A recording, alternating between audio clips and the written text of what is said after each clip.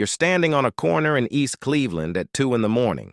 The street light above you flickers once, then dies, and out of the dark, from behind you, from an alley on your left, from directly in front of you, voices start getting closer. 8 of them. You're wearing a $2,000 suit. You are completely, utterly lost, and you are Mike Tyson. Now, here's what everyone assumes happens next. The robbery, the confrontation. The former heavyweight champion of the world, the most feared man on the planet, backed into a corner. But what actually happened that night wasn't a fight. It was something far more rare, something that shook Mike Tyson in a way that no punch ever had.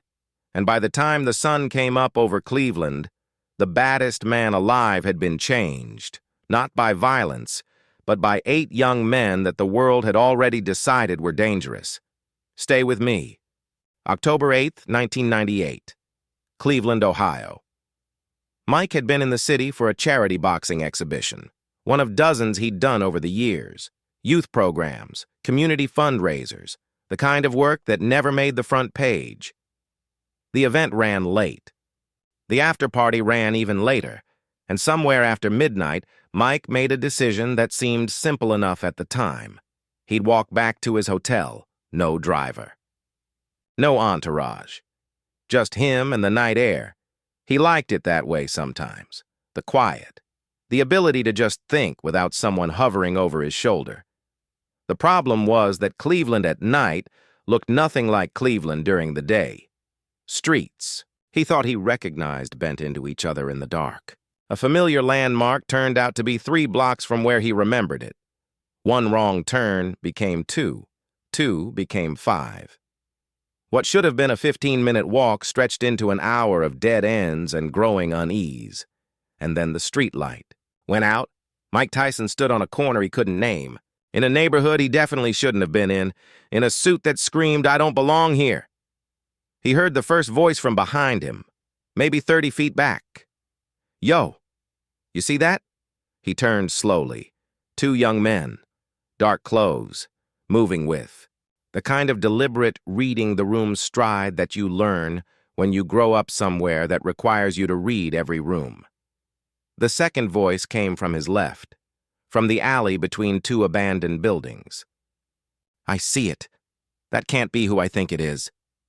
3 more figures stepped out of the shadow, and then, from directly in front of him, a third group materialized from what felt like nowhere. No way. Is that Mike Tyson? 8 young men, all between 18 and 25, forming a loose circle around the man who had once made the entire world hold its breath with a single glare. This is the moment where a lesser man freezes, or runs, or does something stupid that turns a tense situation into a dangerous one. Mike stood still, kept his hands visible, tried to project calm from somewhere deep behind his racing heartbeat. In the dim wash of light from a distant lamppost, he could finally see their faces clearly, and what he saw surprised him. These weren't predators. They were kids. Kids who'd had to become men too fast in a neighborhood that didn't leave much room for the gradual version of growing up, but kids nonetheless. And in their eyes right now wasn't menace, it was amazement. The one in the Cavaliers jersey stepped forward. Their leader, maybe 22, posture confident, but not hostile. Curious. "Man," he said, his voice caught, somewhere between disbelief and a laugh. "You really are Mike Tyson. What the hell are you doing in our neighborhood at 2 in the morning? Mike looked at him, then at all of them. "I'm lost," he said. Silence. Then the leader, Marcus, broke into a real laugh, not mocking, genuinely tickled. "Brother, you took about 15 wrong turns. You're in the hole. This ain't exactly the scenic route to downtown." One of the others shook his head. "Yo, Marcus, this is crazy. Mike Tyson is standing right here talking to us like we're regular people." Marcus looked Mike up and down. "Man, you got a $2,000 suit on, walking through the roughest part of Cleveland at 2 in the morning. You either got the biggest nerve in Ohio, or you're the most lost rich person in history." Mike almost smiled. Probably both. The circle had changed. Not the physical arrangement. They were still standing around him. But the energy had shifted. The initial wariness had dissolved into something Mike genuinely hadn't expected. Respect. And real, unguarded excitement. Marcus crossed his arms. "Can I ask you something, though? Where's your bodyguards? Your entourage? Your car?" Mike shrugged. "I don't need bodyguards. I like walking. Helps me think." "In the hoe?" "I didn't plan to end up in the hoe. I got turned around." Marcus studied him for a long moment, trying to determine if any part of this was performance. It wasn't. "All right," Marcus finally said, making a decision with the kind of quiet authority that had nothing to do with age. "Check this out. You're about 4 miles from downtown, and you're walking through territory that is not friendly to people who look like tourists, especially in that suit." Mike nodded. "So what would you suggest?" Marcus looked at his crew, then back. "We're gonna walk you out. If you've stayed this far, you already know this story hits different. Subscribe. I drop stories like this every week. Now let's get back to what happened next." 4 miles. Through empty streets lined with shuttered businesses, residential buildings with dark windows, blocks that told the story of a community that had been left behind by everyone who had the option of leaving. As they walked, Mike did something that many men with his wealth, his fame, his capacity for violence would never have thought to do. He asked questions, and he listened. "What do you all do out here?" he said. "Why are you walking around at 2 in the morning?" Marcus glanced at the others. "We work nights. Security for local businesses, mostly." "Security?" "Unofficial security," another man named Deshawn clarified. "Business owners around here can't afford real security companies, so they pay us to make sure nothing happens to their shops overnight." Mike turned this over. "That's not what I expected." "What did you expect?" Marcus asked. Direct, no edge. "Just a real question." Mike chose honesty. "I guess I assumed you were involved in something illegal." Marcus nodded slowly. "That's what most people assume." He didn't say it with bitterness. He said it the way you say something you've long since accepted about the world. Not because you agree with it, but because you've learned that fighting every assumption wastes energy you don't have. "Some crews around here are into things they shouldn't be," Marcus continued. "But we learned a long time ago that there's more money in protecting things than destroying them." They turned a corner. Marcus pointed to a small community center, well-maintained in a way that suggested somebody genuinely cared about it. "That's where we all met. Miss Johnson runs after-school programs. Computer skills, job prep, financial literacy. About 40. Kids come through regularly." Mike looked at the building. "And you help out?" "When we can. Drive kids to job interviews, help with homework, make sure they stay out of trouble. This is the part of the story nobody told. This is the part that never made the news. 8 young men in a neighborhood that America had written off. Not robbing, not dealing, not destroying. Protecting. Running informal security so that local businesses could survive. Mentoring children. Building something small and real out of the rubble of what had been left behind. They weren't dangerous. They were the only people standing between their community and total collapse.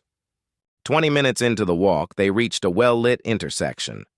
"That's Euclid Avenue," Marcus said. "You can catch a cab from here.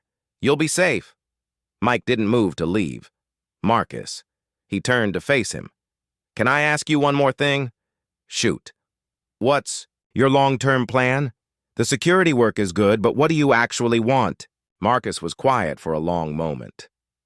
When he finally spoke, his voice was careful, measured, like a man who had learned not to say his dreams out loud too often, because the world had a way of using them against you.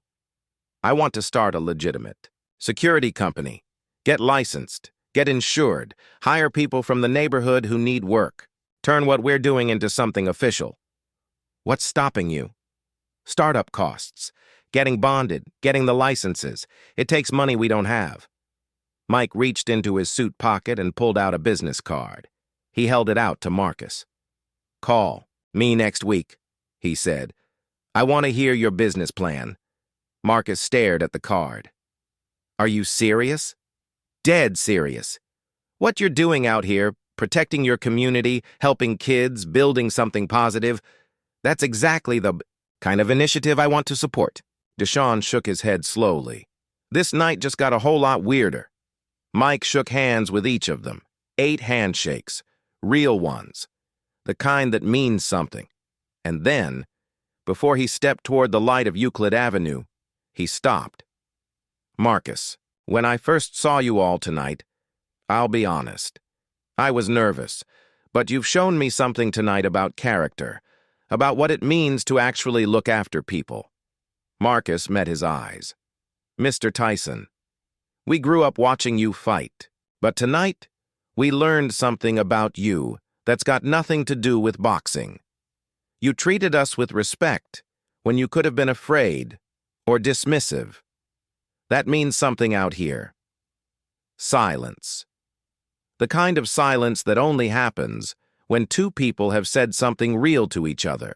2 weeks later, Marcus called the number on the card. They met for coffee. Marcus presented his plan. Detailed, thought through, built on years of lived experience in a neighborhood that no business school curriculum ever addressed. Mike provided. The startup capital. What became Neighborhood Shield Security eventually employed over 30 people and provided services throughout East Cleveland. And Mike didn't just write the check and disappear. He came back.